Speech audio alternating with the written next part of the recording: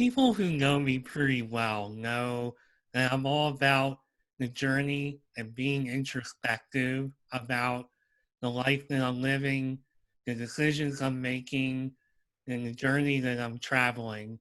And I always tend to think that I'm one of the most introspective and self aware people that I know. And that it's almost like you think you're the best basketball player, and then you meet somebody who's a little bit better, just a little bit better. And when you're talking about being introspective and the journey and how you're processing life, you don't necessarily want to think of somebody being better or greater. I think we all have our different uh, journeys and ways that we process and just process life. But I gotta say, it's been a while since I've been so impressed with how introspective somebody is. And that is my guest today on Mark My Words. He is Lee Everette, an amazing, amazing guy. And we actually have some interesting similarities in our journey that I can't wait to talk about. He is, and I'm going to try to get this right. We talked about it right before we recorded. This is a man who is doing like a billion different things. He is a life coach, alignment and transformation coach, according to his LinkedIn profile. And he is also involved with Never End, and that is a media company that I just learned about it the other day. I didn't even know that Lee, you were involved with that.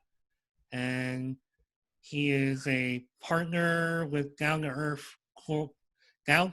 Co-op and host of LinkedIn Local Charlotte. I could go on and on. It'd probably be better if you introduce everything that you do. Welcome to Mark My Words, Lee. How you doing? Thanks, man. Thanks for having me, and I appreciate the introduction. That means a lot.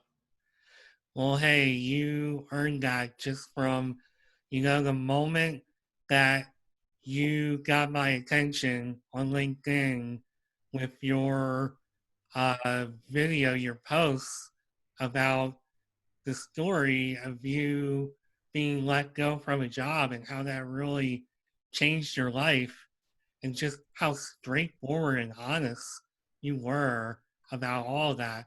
I was like, that's a guy I want to follow. That's somebody I really want to get to know.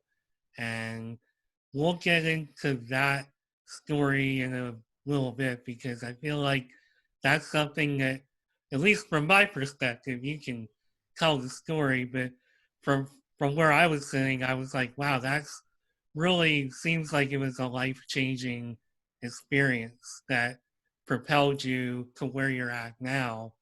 And you can obviously correct me on that, but Definitely so, man. Definitely. um, one thing that I really, again, just preparing for this discussion, one thing that really got my attention right off the bat. So I was a guy who was born with cleft palate and lip. It's also kind of like a genetic, I call it like a package deal. There were some issues that I had with it in addition to just having a cleft lip and palate. And that has brought a lot of interesting experiences to my journey.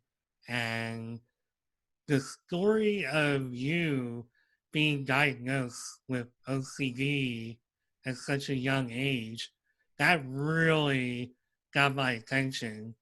And just how you've been dealing with that since really just resonated with me because I can remember being around that age and teachers telling me that I wasn't going to be able to keep up in school and needed special schooling and, Mhm. wasn't able to like read out loud or speak out loud or just be a speaker. So I went through all of that in my journey.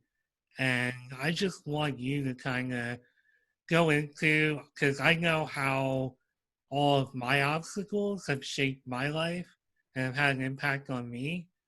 Would love to know and just talk a little bit about how things like that really affected your drive and determination to, be a better version of you. Yeah. I guess for me, starting at an early age, it was always a big pendulum swing. So, I was diagnosed really young, and I talk about this a lot. I was diagnosed around 4 or 5 years old, and I was diagnosed with a bunch of different things: OCD, defiance disorder, something with anger. The list went on, right? So when they diagnose you with something, they just give you a whole laundry list. And from that list at Duke Hospital, they actually gave me the wrong medication. So they gave me a medication that actually almost gave me a heart attack. It shot my heart rate up so high that they had to give me 4 or 5 doses of Valium just to start bringing it down. My mom told me the security guard walked me around the hospital over and over and over just to kind of get everything settled in.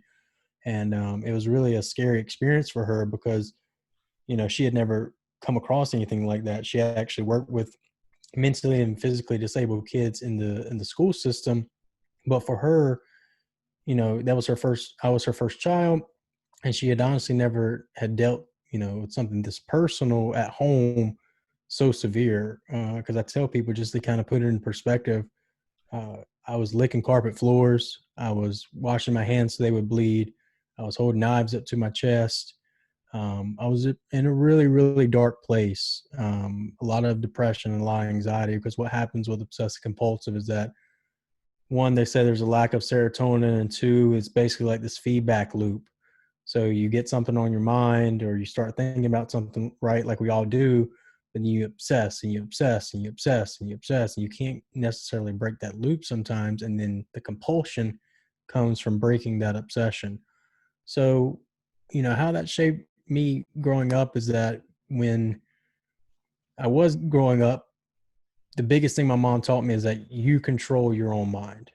From that scare, she knew right then and there we didn't want to go the medication route. My mom's not somebody that had new Eastern philosophies or new natural remedies with health, or was against Western medication at all. Actually, my family is known to take a lot of medication in the sense for health and mental and physical, disorders and things that are genetic, right? So, something in her just told her that we should go a different route, and we found a psychologist, and from there, that psychologist really helped shape me in the sense of really finding things that were able to work. Because we went to a bunch of different psychologists and nothing was really clicking. And finally, there was a lady named Dr. Betty, and she really helped me focus my thoughts and just refocus my attention on what I was thinking about. And if I did get stuck in that loop, how there were ways to maybe satisfy it. But, by piece, I slowly chipped away on what I would actually compulse on. And so what made it hard is that I was so obsessive that I did really well in school. So like I played sports, I did well in school, I got good grades, I never really had any behavioral issues that stuck out, a lot of anger.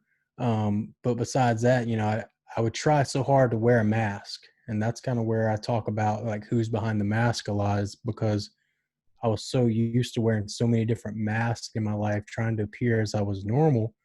Because when bits and pieces would get out about my disorder, um, it resulted in me getting bullied, or resulted in people not understanding or losing friends or poking fun at that.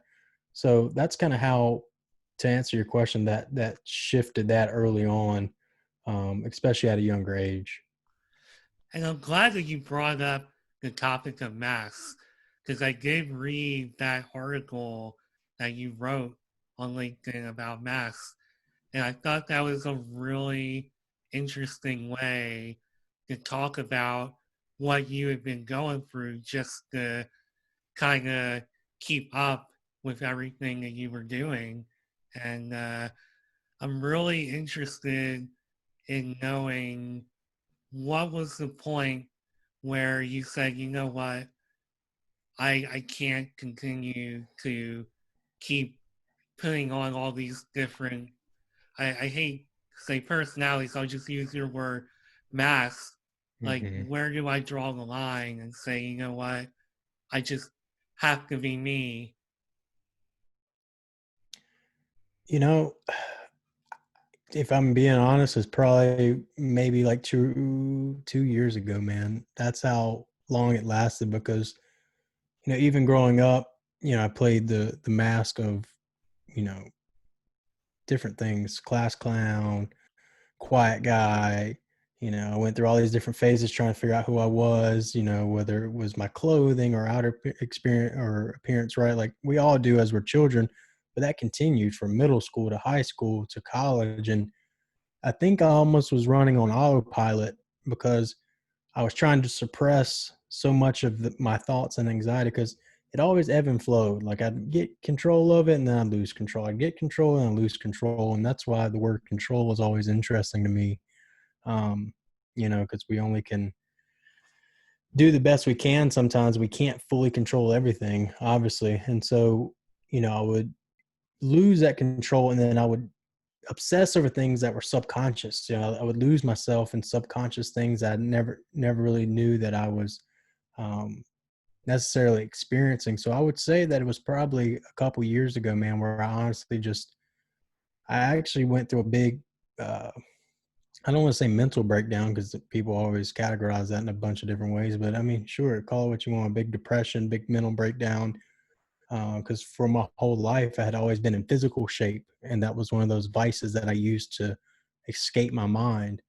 So again, on the exterior, everything looked fine and great and normal person by society standards. And when I got out of school, I lost motivation to work out. I got really overweight for the first time in my life, and kept staying at home. I got really really depressed, and I pretty much hit like a mental breakdown and hit rock bottom.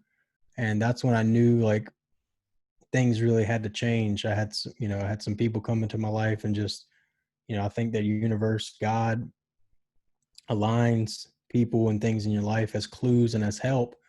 And it's up to us to pay attention to that. And I had a spouse, Madison, come into my life, and she really helped kind of reflect back to me what was going on that I didn't necessarily see because I was so far down in the hole. So it was honestly just recently until I got fully comfortable with who I am, and I'm still working on that today. I'm not 100% there.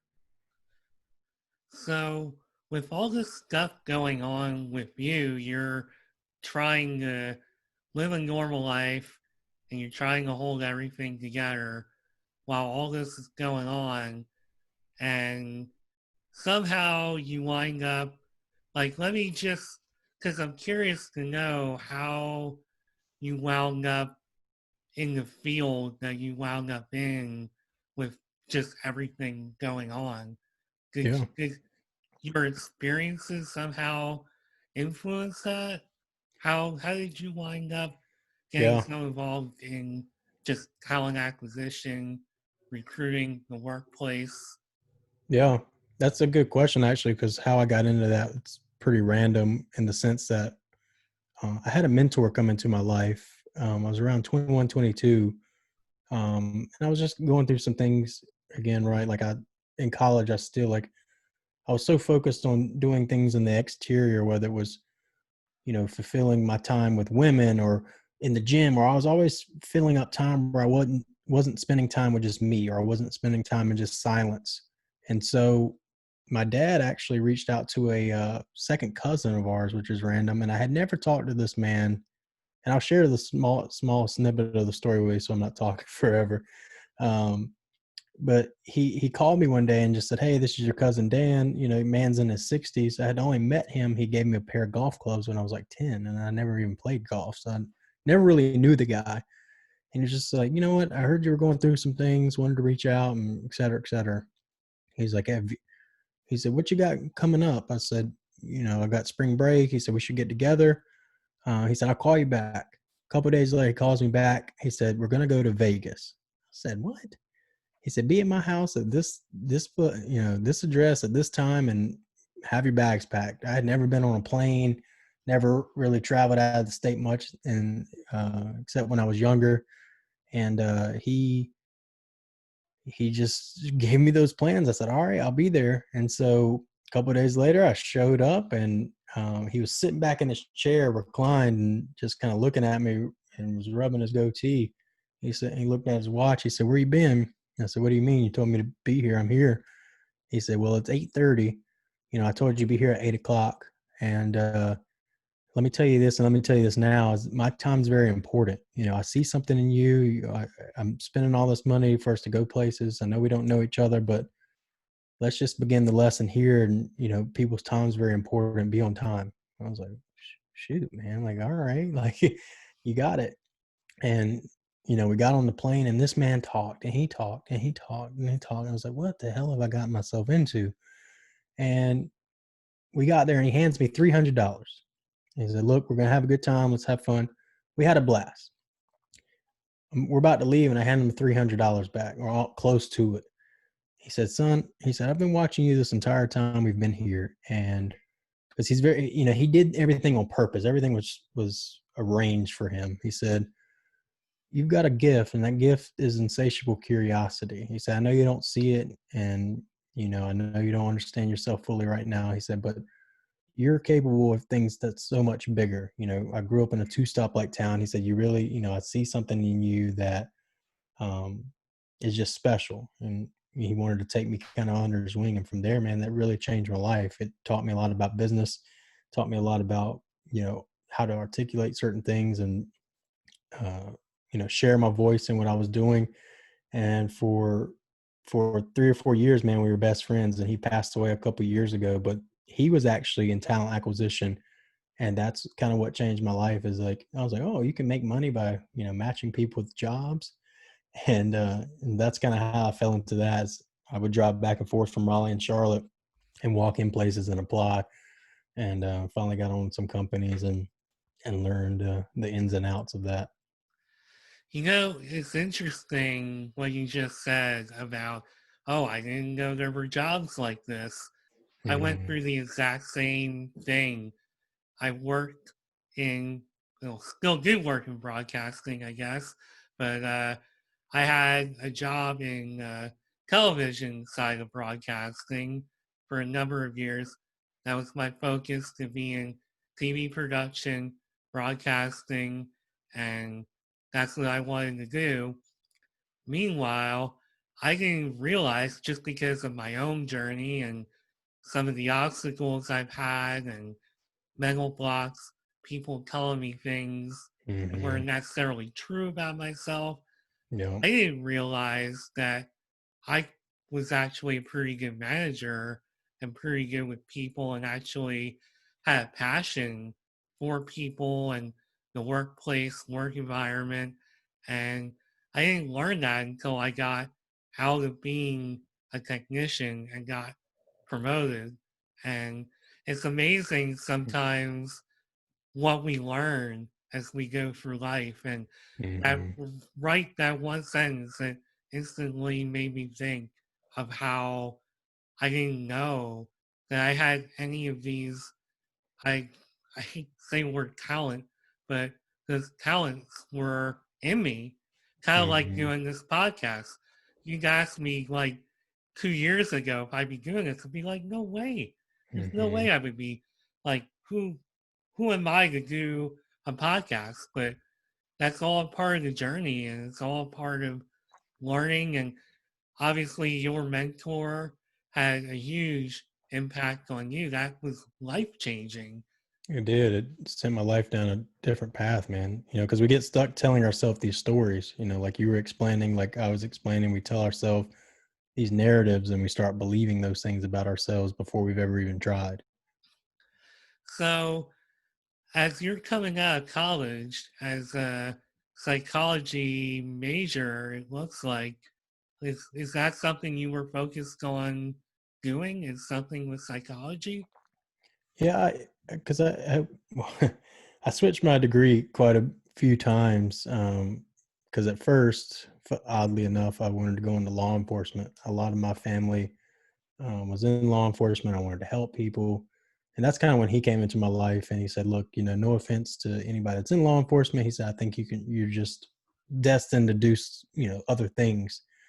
And, I switched from that to biology. I love biology, but then it's just honestly, it was so much invested. I was like, I didn't love it enough to study it, for school, and it was difficult. And I was like, I didn't really know what I was going to do with it. I just thought it was interesting, and so then I switched to business and psychology, and had always loved psychology. I guess if people say if you could do it all over again, right, I may would go back and do something with like clinical psychology or with children. But I always just loved the mind. I love learning more about how we worked in and out of a textbook, because I think nothing can beat real world experiences. And just through my own journey, I just was really interested in those type of things. Well, knowing the path that you followed, both before college and in the early years after college, excuse me, I feel like that whole idea, like those influences of going to talk to a psychiatrist and talking through all that stuff, those experiences and just the diagnosis, uh, did all this stuff influence the way you went about Mm, being an account manager and a recruiter and how you treated those that you worked with? mm. Yeah, that's a good question. It definitely did, because growing up, I was always, and still am, very empathetic, because I know what anxiety and depression, just your own mental battles, feel like. So, especially in corporate America, I saw a lot of pain. I saw a lot of people going through a lot of stuff, and they didn't always know how to handle it. And then so especially in a sales environment, it was very heated sometimes, and people's emotions got out of hand, and it could be some really toxic workplaces. And that's really what it kind of attributed to me hitting that mental breakdown, is because I was in some bad environments. I was in some places that just were cutthroat and was all about the money, and I fell into that hole. And what I've learned about myself is that when I don't align myself with what I'm actually passionate about, that actually escalates my obsessive compulsive. So I'm real big into astrology and some other things. So I try to study those things, and it reflects back to me, um, what triggers those types of behaviors. Because a lot of times we think it's just genetic, but there's a lot of things at play, that go into that. And so, yeah, it helped a lot. It's helped a lot in my life, and that's why if people ask, I would never go back and not have what I've gone through, because it's made me who I am today. So you've basically just taken all those different topics, whether it's something you've been through or something you've just experienced and or something you're interested in, and you've just taken a lot of those things and turned them into your passion. Like you've just basically built your life around all that stuff, which I think is amazing. I guess in a way we all kind of do that because I guess I wouldn't have wound up in broadcasting. I was completely obsessed with, I was obsessed with TV schedules as a kid. I would get the TV guide and was like, oh wow, the Flintstones are on at this time on this channel, and here's this show on that channel.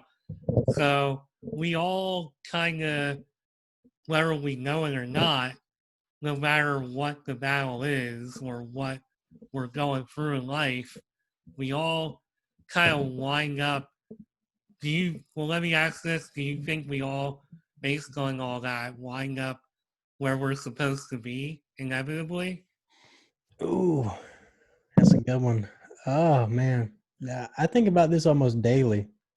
Um, you know, because I think fate and destiny and predetermination versus free will and choices is very complex, I think. And so I think I think there's like this back end. This is gonna sound out there, but I almost think there's like this back end program, right? That's running. Like an intelligent design, God's design, the universe's design, whatever adjective you want to put to that. Um, I think it's almost something that it has its design to it, but it's almost like a maze. We have choices, and so different choices we can still get to the same destination, but at the same time too, we can make other choices and may not reach this destination in this lifetime. Because I don't think this is our only trip. I think we experience maybe this world and other worlds and a bunch of different things. My thing I always say is that reality is a lot stranger than fiction. And so that's what I've kind of directed my obsessiveness to is is that very question is all right, well, how much, of what I do and decide and choose versus how much is already kind of like predetermined. So I almost think we have like this plan even probably before we get here that we've maybe planned or part of the larger design, and we're playing our role and playing our part, and inevitably some of those things are going to happen, but I think we have some choice too, and that's where it still blows my mind because we get so fixated on control, and we don't always control, I don't think, everything that we think we do. I think we can control our focus, and we can control how we respond to things, and outside of that, it's life's weird, man. I hear you, man. We could get stuck down a real rabbit hole with this Oh yeah, yeah. because I've I been think stuck in a few. this all goes back to my intro because I feel like I'm pretty introspective with some of the very topics that you just touched on. Because I think a lot about the fact that, wow, I feel like I've been here before. Even Mhm, as like a kid, I'm talking like 3, 4, 5 years old. I always felt mhm. like a certain level of awareness and maturity that, not saying I was like the most mature, An old kid on the soul. planet. Hopefully I wasn't, but I've just always felt like I've somehow experienced either life or this world before. Yeah, And I've always just had that feeling as I've navigated through. Obviously, there's still a lot of lessons to learn because I don't know it all, right. but I've definitely felt that way my whole life. And I definitely agree with a lot of things, like pretty much everything you just said about the journey that we travel. And yeah, wow, we could go You on know, for it, the rest and we of and we this. won't really ever know, right? It's No. that's one thing I try not to tie myself into a certain belief too much Mm, because then it crushes the imagination, it crushes the creativity, and I mean, what do we really know, right? Like we know some things and we can prove some things, but it's a lot more limited than people think. yeah. No, I totally agree. I mean, you read a story every once in a while that some kid somehow, and there's one story in particular that I'm thinking of. Some kid claimed that he was some actor in Hollywood in a Hmm. past life, like a century ago, and he was tormented by the demons, I think, of that life, that Hmm. experience. And it was, he was almost living with that personality in this life, even though he was just a kid. I don't know if you've ever heard that story, but Not that I, one in particular, but yeah, I've heard of cases like that. yeah, They can remember, even kind of like you said, you kind of felt like it before, and I think that's where deja vu and other things come from. And there's a really interesting movie if you haven't seen it called Cloud Atlas. I definitely recommend it. It's about reincarnation and past lives, and it's got Tom Hanks and a bunch of folks in it, so it's good and it tells an interesting story, makes you think about it. Tom Hanks in Reincarnation, that's right up my alley. Yeah, So I will have to check that out. yeah, it's a good one. So, man, I'd love to keep going down this rabbit hole, but I want to talk about what I view as the curry. Ooh, another, it's allergy season here, so I gotta get a drink. This is the one thing about talking and doing a podcast I was worried about because I keep getting like these little allergy attacks. Like I'm not gonna cough during this episode. No, you're good, man. That's the one thing about podcasts is that, or about life in general, is that we got to realize that nothing's perfect, and we got to stop this illusion that everything's picture perfect and crisp and unflawed, and because that's just not how it is, and that's the trap that social media has set, and all these other things that and even media production stuff, things that come out so professional, like, wow, that guy's got a great life, and then you meet him and you're like, he's normal just like I am. It's the same thing. No, hey, that's why you're on this podcast because I appreciate that perspective and keeping me real. I keep it real, but you're keeping me real. So I like that. Gotta But sharpen one another's swords. well, putting all that aside, so there was a story, the whole reason that I connected with you on LinkedIn. So you had an experience where you got fired from a job. And maybe I'll let you tell the story since I can't 100% remember it. I just know that I really loved the way you talked about the experience and how it changed your life. And since then, since following your journey from that day, I feel like you've just been seizing the day and then some and doing amazing things. So I'll let you take the microphone here and you can tell that story. Yeah. So I worked at a large corporation, um, and part of me wants to say their name because I really don't care, but I'll keep it professional, I suppose. Um, Yeah, I don't even talk about companies that I've worked for right. or do work for now. So Yeah. even though I love all the companies I've been with, but Yeah, and I will say, it's not on my background or my LinkedIn, so like I don't want anybody thinking it was one of the companies I was at. Um, I took all that off because it was that bad. Um, so I worked at this large organization on the corporate side, and long story short, they were blatantly racist and ageist. And I had seen this stuff before in recruitment, and that's kind of what got me tired of the industry and just the BS. Because no matter how much you try to consult with these managers or business owners, sometimes people just were stuck in their ways, and it was really frustrating to me because you'd get a job and they say go find this person, and they either subliminally or blatantly tell you like, hey, like, make sure they're not too old, or make sure they're not too junior, too experienced. They use those terms to dance around it.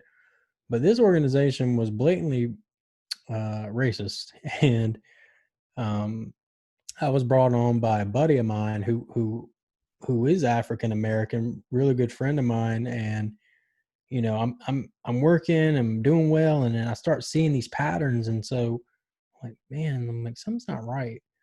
And being in this environment, I like to write, so it would cause me to write certain things. And it wasn't about the organization. Like, I'd get ideas and then broaden it. If I see something that was biased, I talk about bias in the workplace and just different topics, right? So they were so paranoid that they ultimately thought that I was talking about them, to the point where I was talking to a colleague one day, and I noticed her phone was upside down, and based off her body language and how she kept moving and wanting to touch her phone but didn't, I knew she was recording me. I called her out on it. She lied, and then I called her out again, and she ended up admitting, "Oh, I thought you were trying to trick me into saying that we didn't hire that candidate because he was black."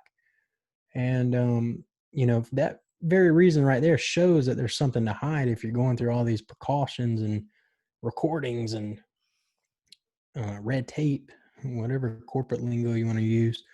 um, that these people they know what they're doing. They just have a certain culture, which is funny about culture, right? So I just really got fed up with it, where I really just raised my flag and just was like, look, you know, this guy's awesome. You guys are blatantly being biased against him. So they skipped him through the process. They're like, okay, we'll interview him. And it was complete BS, right? He came back. We had become friends little did they know. And he was updating me with everything. Very smart guy. And then he was just telling me how the interview went and all this. I'm like, man, that's not even how they normally interview. So that's how I knew something was up. And so I just kept going on and pushing that. So the spotlight got put on me big time. And from there, as you know, I talk a lot about mental health, and I would record videos, like 2-minute videos at like lunch. I wouldn't take a lunch break. So I'd sit there and work all day, and then I'd occasionally do a 2-minute video here and there at my desk, typically around lunch. And it got to the point where I guess my friend got some pressure put on him from above, and ultimately he was just telling me like, okay, I had to change this on my profile, I had to change that, I had to take this off, I had to stop talking about that. And then it came down to, all right, you can't post any more videos about mental health from 9 to 5 or 8 to 5. I was like, I can't do that. I didn't give a crap about the followers, the likes, the views, but I did care about silencing my voice. What little voice I felt like I was building. And I was like, I can't. And they was like, what do you mean you can't? I was like, I can't do that. He's like, I was like, it's my LinkedIn profile. I'm not putting anything negative. If anything, it's drawing positive attention to the organization, because I am talking about positive things, but I can't do that.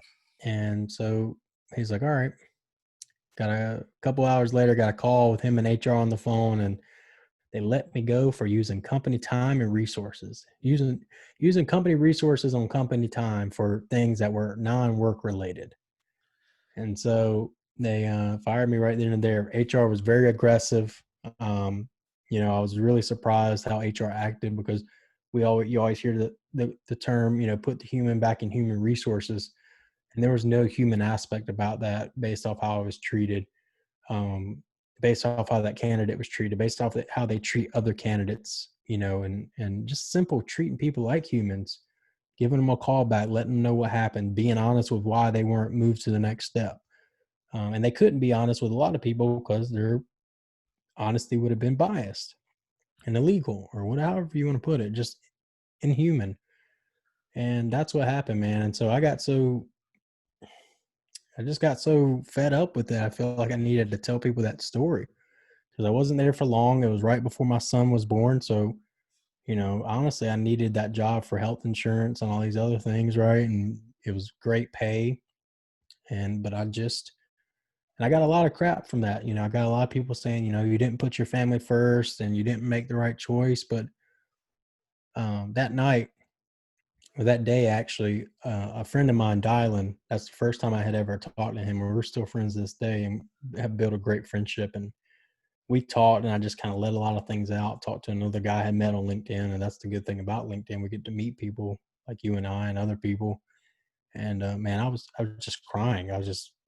I felt broke. I felt defeated. I was like, man, you know, I'm just trying to stand up for what's right, and here I go losing my whole job, and now my son's about to be born right in the next couple months.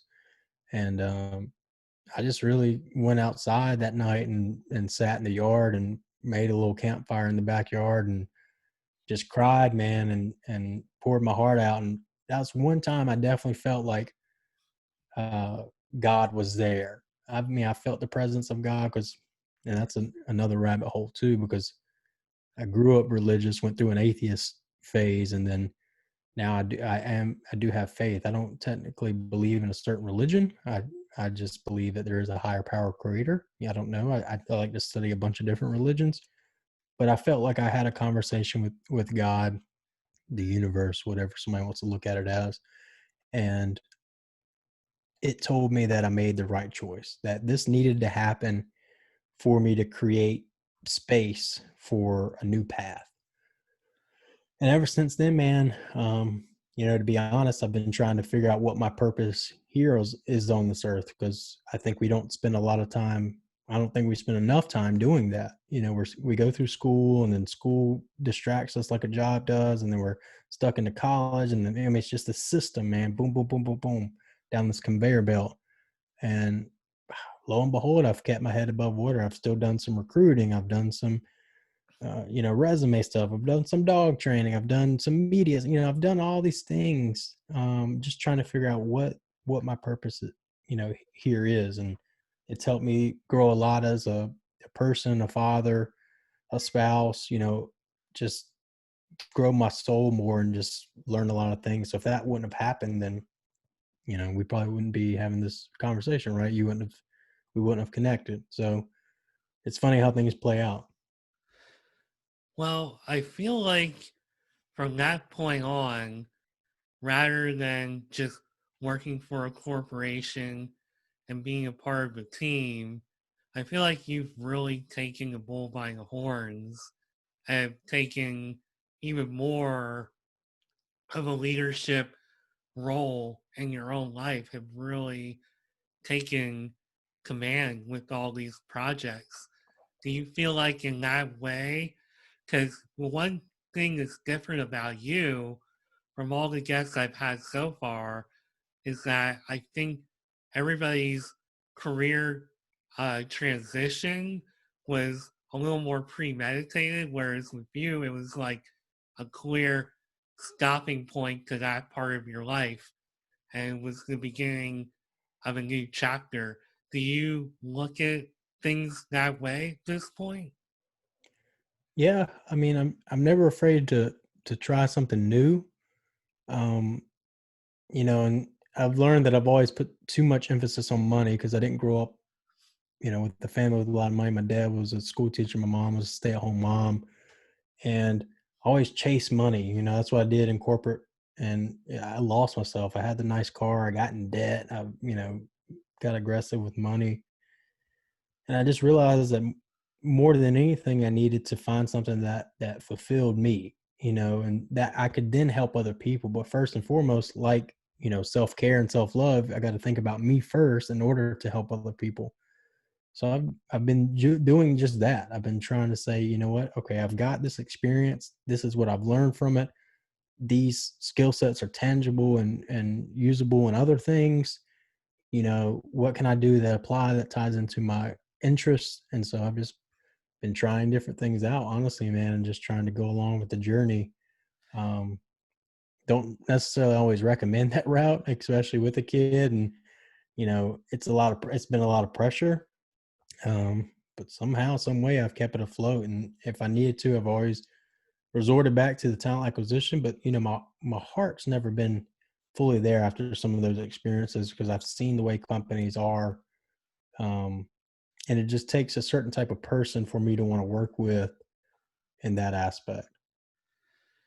Well, when you started up Avalon, what was that experience like? Your talent management agency Yeah, company? so Like, that was good. Um, I was all excited. I got um flew out to Arizona and got, certified in all these behavioral assessments and again, like going back to the mind stuff. And just was really going full into it. And then I was getting all these big contracts, but then I realized I was doing the same thing. I was making more money, but I was doing the same thing I was doing for other corporations. It was the same song and dance, but just for myself. And just because I was doing it for myself didn't necessarily make that song and dance even better.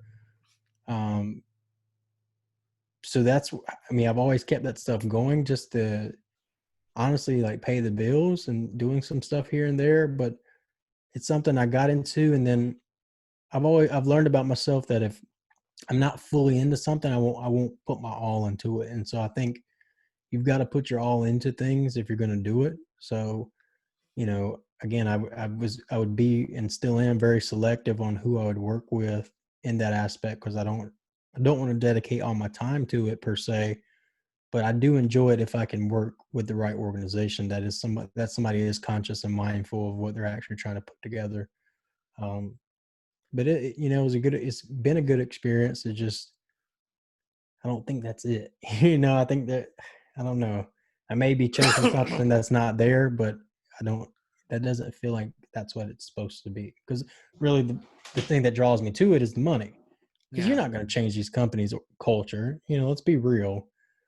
I've seen companies bringing consultants and all this for culture and all that. It's just, again, it's a mirror. It's a facade. It's smoke and mirrors. It's not really what they're after. It's time, money, resources. It all comes down to money. It's not really about the culture or the people most of the time. So you more or less consider this just an extension of what you were doing before, except you're the boss. Right. And then I can be more selective. And that's really the biggest thing. And I can partner with who I want to partner with. Because God forbid you turn something down at one of those other companies I work for, right? Because it's all about the money and you do what the client says. And I don't want to have to do that if what the client says is wrong or doesn't align with my values or we don't see eye to eye, you know? It's interesting. You're so like low key about all this, and I'm sitting here like this guy's like an entrepreneur. Like you're making it happen. Whether you think I'm trying, man. I don't always think I am, so I appreciate I appreciate hearing that. I try to be transparent because, again, I've been successful, but what really is success if you're not fulfilled? Mhm. And that's the biggest thing for me. And I mean, I can totally relate. I mean, you can be as entrepreneurial as you want to be, but I can just tell just by talking to you that, yeah, you've got a good thing going with the talent management company that you founded, but I've never met a more just, nonchalant, chill founder of a company. Like I'm trying to get excited for what you're doing, and I am because I think it's really cool. You're just like, nah, it's paying the bills. Yeah, I appreciate it. It's just that's always been one thing about me, man, is that I don't know. I think I had so much going on in my head growing up that I've just gotten to the point in my life where, like, especially how I express myself is that it's just that I do try to be just pretty calm and mellow and, for lack of a better term, chill about things, because that's another thing that didn't work out. Some of these companies, they're all like, you know, again, smoke and mirrors, it's suit and tie, it's business, business, business. And, like, there's more to life than just running a business that probably is not even impacting anything, but it's making money. You got all these companies that are just good at making money, but then what real impact are they actually making? Um, and I guess that's kind of how I started feeling with my work. And so, for anybody listening, I still very much enjoy consulting and helping companies build their hiring process and culture in the right way. But again, it's not a lot of it's few and far between sometimes that you run into the right people, that you truly align with on that type of frequency, that doesn't just focus on the money and actually is looking at their people and not just their people as a product or resource. Well, speaking of people, so what I feel you really want people to know you as is an alignment and transformation coach, life coach. Who's Behind the Mask is something that you have just founded recently, and I'd be curious to know how fulfilling that has been for you to help people with their journey. So that has been really fulfilling, actually. I've had a few clients and it's gone really well. And I will say that the thing for me is that, um, with that, I kind of hold myself back, because that is one thing I look at myself, and again, I'm trying to be as honest as I can because that's just how I am. Um, I look at myself a lot, and people kind of look at me as, right, they put you in a box, just like with mental health, they put you in a box with a diagnosis. And so, even with my age, with me being a younger adult, a lot of people will assume off the bat that, or maybe I'm even telling myself that, right? Like, we tell ourselves all these stories. So there's always that whole play that, who am I basically to be a life coach? What life experiences have you had at 28 years old where you can coach somebody? And, that it all comes down to belief, because I know and I believe that I've got a ton of experiences especially as it pertains to somebody's mental health. No different than somebody that's teaching about, physical health or nutrition. You don't hear anybody bat an eye at somebody that's younger that teaches somebody about nutrition, right? But when we talk about mental health or life, people start getting funny about, oh, what do they know about the mind? I had somebody, I was sending out messages the other day and said, oh, by the way, if you excuse me, if you know of any organizations or groups that want to have a mental health speaker, let me know. And he wrote back, da da da da. What? Oh, by the way, what are your qualifications for that?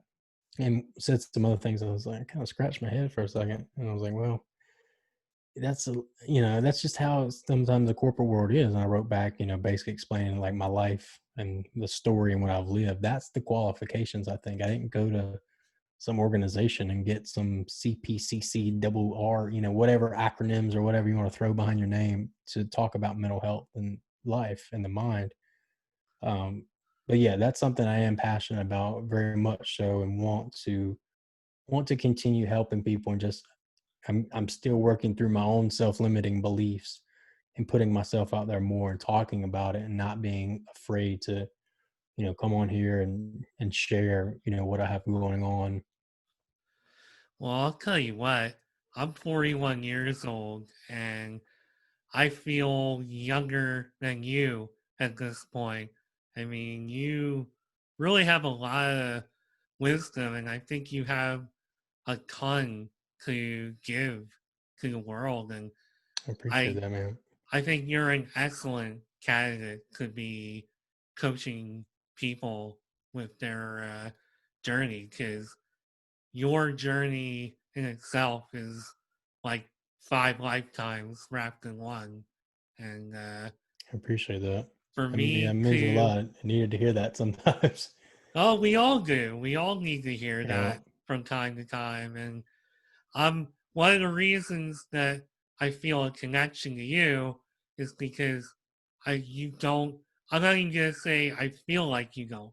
You don't beat around the bush. You tell everything as you see it. And I feel like I'm very similar to that, where what you see is what you get with me. that's I right. don't really, for as much as I can relate to the mask and everything else that you've shared in that regard, I don't really relate to it quite on the level that I think that you've gone through. But I will say that for as much as I can see things, I guess it's more for me. I have an ability to see things from everybody's point of view, or at least I make an attempt to do That's that. right. Yeah, Whether I'm successful, I mean, only the other person could tell me, I guess. But I make a real effort. And I guess in that way, that's how I wear different masks in my life. But at the end of the day, which is pretty much is for both of us here, no pun intended. Um, yeah, I feel like I've always just been, just what you see is what you get. What I tell you is pretty much what I think. There's hmm, no like hidden agenda or anything like that. And I feel like even with you maybe having worn masks throughout your life, I gotta believe that you're kind of like the same way. And I just really, as I went through reading your story, I really felt that connection.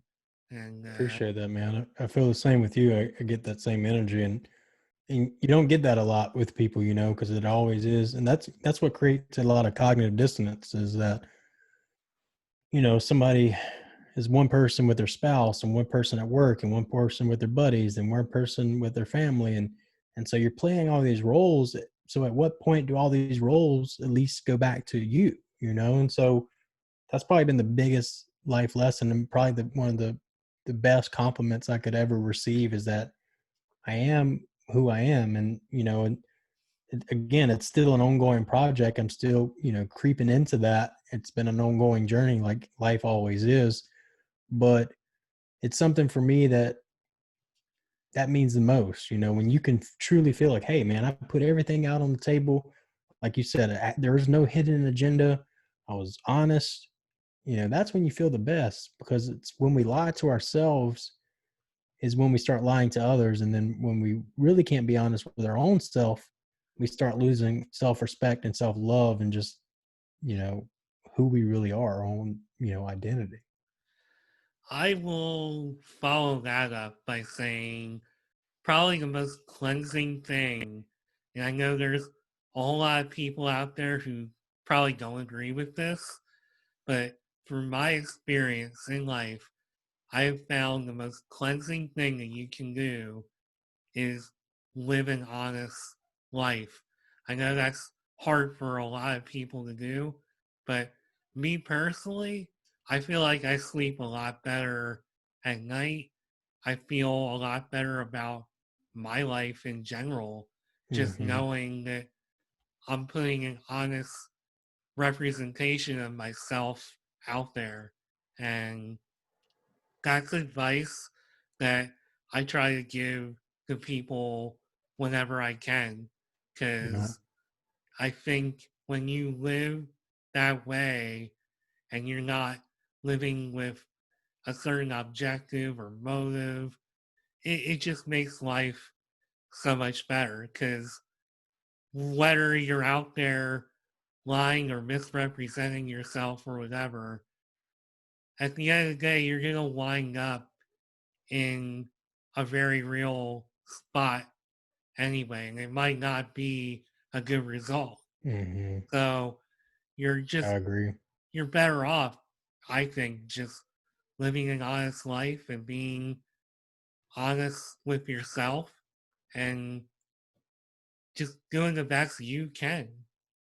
Something so simple, right? But something Yeah. so hard for a lot of people to do. And I think that's why, not to take it too far out there, but I think that's why we've gotten ourselves to where we're at today with just our world and our society, is that we haven't been honest. We haven't been honest with ourselves, and we're not introspective enough. Is we're not looking at our own behavior and putting ourselves in other people's shoes. One of the easiest things there is to do is say, you know what if that was me? One of the easiest things you can do, man. And not a lot of people do it at all. And it breaks my heart, because there's so much good out there, but we hold ourselves back from truly connecting, from truly getting to know people, from truly getting to know ourselves, because we live a lie. I totally agree. Boy, that's a whole nother like episode topic right there. Yeah. I think we've hit on like at least 3 or 4 topics that could have been a whole hour in themselves. Yeah. Well, whatever we can cover, man, is, I hope, people resonate with. And more than anything, it just, again, causes you to just look in the mirror and say, and not beat yourself up, because, I even do that to myself. We got this inner voice, and you're bullying yourself, and that's not good either. But just saying, hey, I made a mistake, but tomorrow's another day. It's that simple. And hell, I was thinking about stuff last night, about stuff that happened years ago that I did, and I was just beating myself up about. I was like, man, can't believe I acted that way, or can't believe, I behaved that way. And you, the true way to fix it, just to feel that and then let it go. It's hard, but just when you really feel it, you're like, man, I'll never do that again. And that's what life's all about. None of us are perfect. And just, if we can just put ourselves in other people's shoes and just tell ourselves, man, you know, that's not how I should have been, or that I was wrong for that. I do something very similar, except it's on my 90-minute commute to work in the morning. You No got a lot better of time to time to think. think. Yeah, it's 90 minutes. I have a 90-minute, Shoot. and sometimes it takes me, I think, on Fridays. So it takes me 90 minutes to get to work, and then it'll take me sometimes over 2 hours to get home. Wow. So I have a lot of time to think. And There's I'll a lot of tell you, dedication to that company too. well, I'll tell you, 4:30 in the morning, driving into work, that is not always a good time to get introspective and think, or perhaps it is, depending on what it Hmm. is that you're thinking about. And it's almost like being up late at night and thinking, except you're waking Hmm. up at 3 in the morning to go to Yeah, work like I I'm am. not a morning person either, so.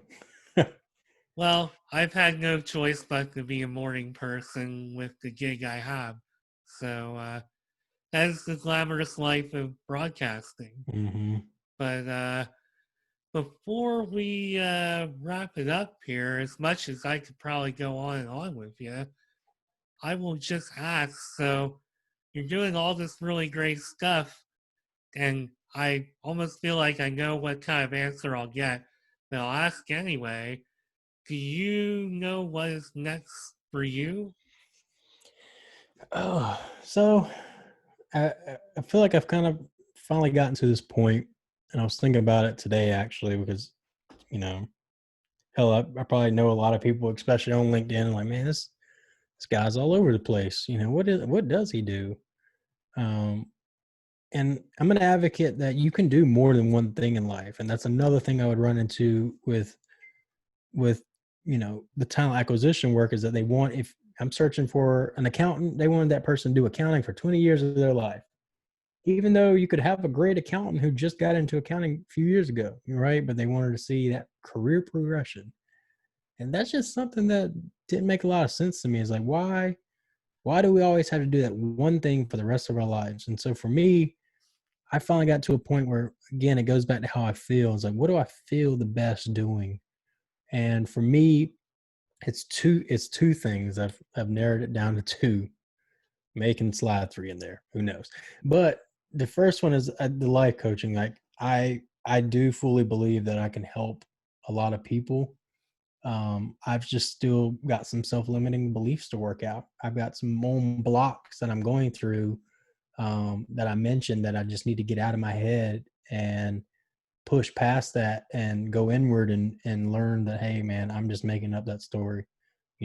I've got people like yourself give me like a boost and hey, you know what, you do have a lot to add. So that's the first piece, is helping people with their mental health in whatever capacity.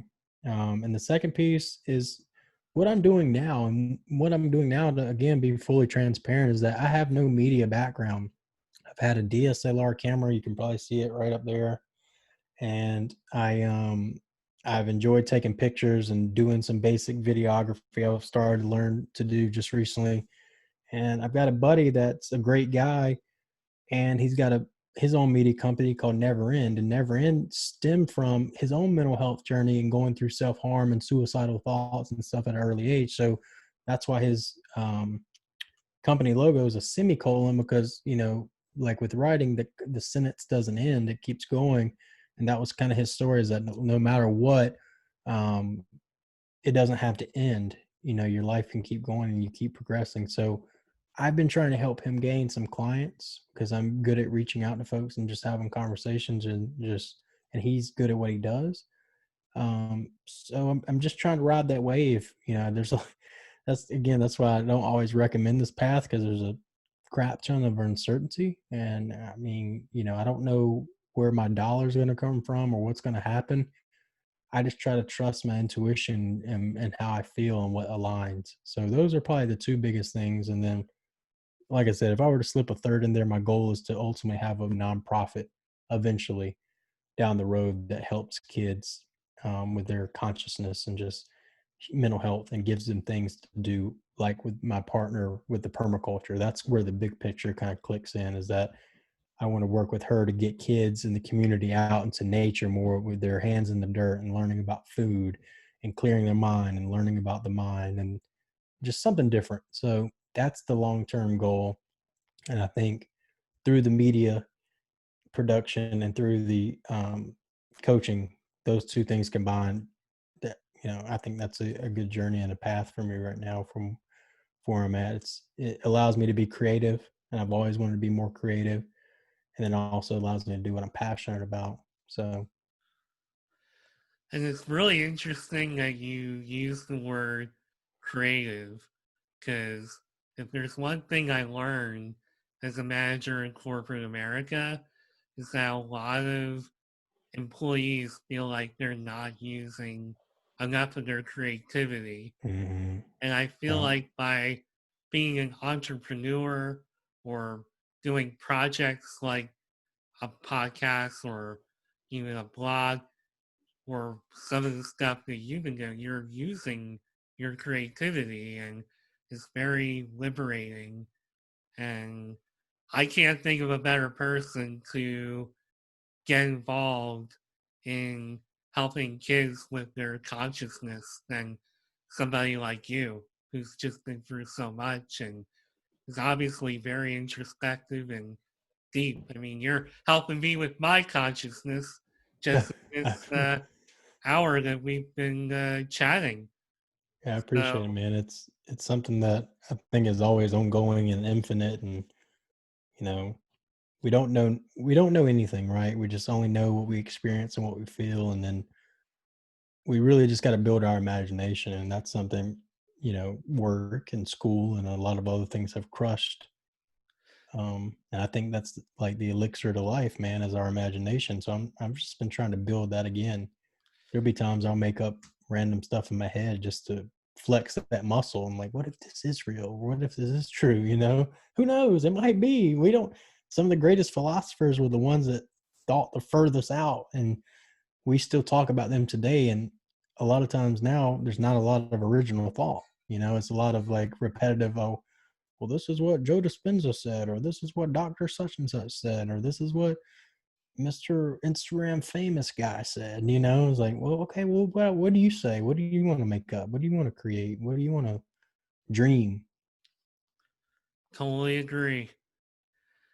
Well, I think our time is about up here, but if I wanted to reach out to you about Avalon Talent Management or your alignment and transformation coaching or even Never End, all these things, you can take it All the away above. and just tell me how can people find you and all the things that you're doing, whether you're passionate about it or not, I guess.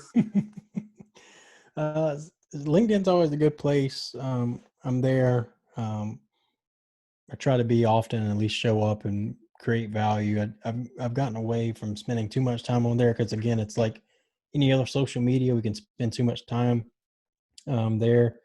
So LinkedIn's always a good way. Shoot me a message. My email's up there. Reach out. My website is elevateavalon.com. You can reach out there, but LinkedIn or some form of social media, I'll shoot you my number, whatever. And then my Instagram, I've tried to post creative and random things there. And then I just played off the whole obsessive compulsive thing. It's the underscore obsessive underscore observer. And yeah, that's just where I'll start posting some more of my images and things that I'm working on. That's where I post some more like out there things about life and consciousness. So those are probably the two biggest places. And you can find me on Facebook or other platforms. Lee Everett with the E on the end. And also with two T's. Yeah, two T's. Yeah, Like I told you before we started, I'm very picky about spellings and that's stuff. right. Yeah. So Lee has two T's and an E at the end of his last name. And this was Lee Everett, and I'm Mark Schmidt. Thank you so much, Lee, for taking time out. I know it's late in the day for both of us, and it's even though it's Monday, it's my quote unquote Friday. So No, I appreciate hopefully you having me, my man. mind was there enough. I hope Oh, it was definitely. to do Definitely. this. I Definitely it's was. It was a great conversation, man. And it's conversations like this I hope to have more of with you and other people, is just getting to truly know one another and not having any of these masks on and being able to have real conversation. I really appreciate you having me. hey, you're more than welcome to come back anytime. And even if it's 8 o'clock at night and we've been up since before the sun has even come up, I'll still do an episode. There you So go. I'm all in. So thank you for being here, and thank you everybody for listening. And I'll be back soon with another episode of Mark My Words. Have a good day.